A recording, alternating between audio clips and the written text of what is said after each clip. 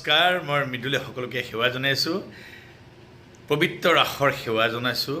সকলো কুশলে থাকক। ভগৱান শ্ৰীকৃষ্ণ সকলোৰে মংগল কৰক। এই ৰাসৰ মাজত এটা খুব ভাল খবৰ দিব আহিছোঁ। খবৰটো হ'ল ভ্ৰাম্যমাণৰ খবৰ হয়। নলবাৰীৰ ৰাসৰ খবৰ। নলবাৰীৰ ৰাস বুলিলে ভ্ৰাম্যমাণৰ মহামেলা হয়।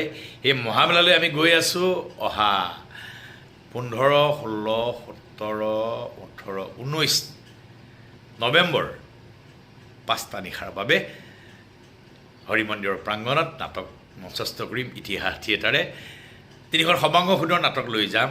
এখন নাটক জীৱন যোদ্ধা আৰু এখন নাটক যিখন অসমৰ এবাৰ গাঁৱে ভূঞে মানুহৰ মনে প্ৰাণে বিস্তাৰিত হৈছে, আঁকোৱালি হৈছে। সেই নাটকখনৰ নাম হ'ল মৰম বিচাৰি যাওঁ বোলা। আহক মৰম বিচাৰি যাওঁ বোলা নাটকখন চাবলৈ।